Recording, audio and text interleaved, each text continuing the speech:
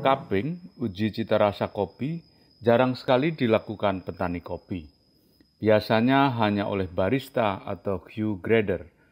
Tapi untuk merayakan Hari Tani Nasional 24 September, kami di Sarongge akan menguji cita rasa bersama mereka yang menanamnya, sekalian mengingat nasib petani yang tak kunjung membaik, bahkan terpuruk di masa pandemi.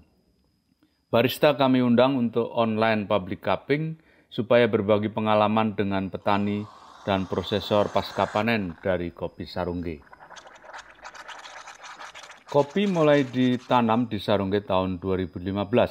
Selain meningkatkan pendapatan petani, juga sebagai salah satu upaya merawat hutan yang sudah kami lakukan sejak 2008.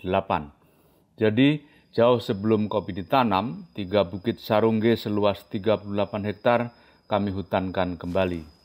Kebun-kebun sayur yang dibuka petani di Taman Nasional itu ditanami pohon-pohon endemik dan jadi hutan kembali.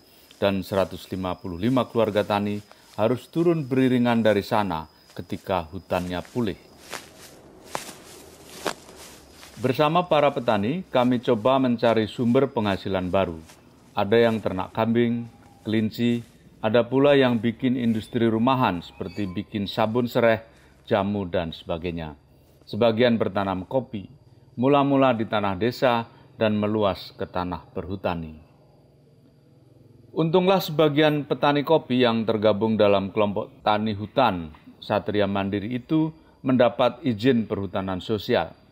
Hak pakai sekitar 20 hektar diberikan kepada 35 keluarga tani dengan syarat hutannya harus dijaga. Kopi memang cocok untuk cara bertani hutan karena kopi perlu naungan. Jadi tidak perlu dibuka bersih seperti pertanian sayur. Kopi cocok untuk merawat hutan.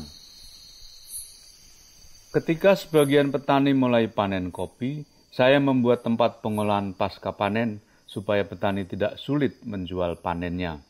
Kami tampung dan olah menjadi green bean.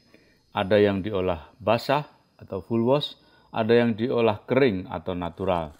Bahkan kami sangrai menjadi kopi siap seduh.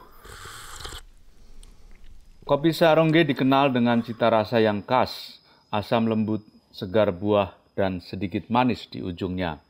Cita rasa yang terpengaruh oleh cara petani menanam kopi di bawah tegakan hutan.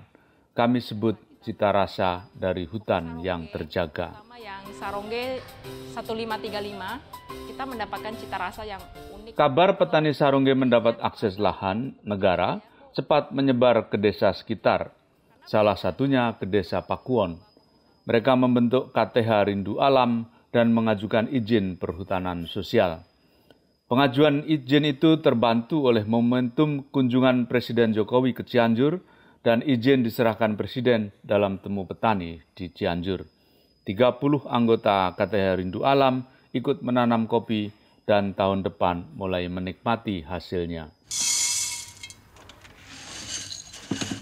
Tapi tak semua seberuntung petani Sarongge atau Pakuwon. Petani desa Ciherang telah hampir 2 tahun mengajukan izin dan belum jelas nasibnya. Program perhutanan sosial yang diunggulkan Jokowi tak lagi segencar ketika masa kampanye. Hingga Agustus tahun ini, tanah yang dibagikan ke petani baru 4,2 juta hektar atau hanya sepertiga dari target perhutanan sosial yang dicanangkan.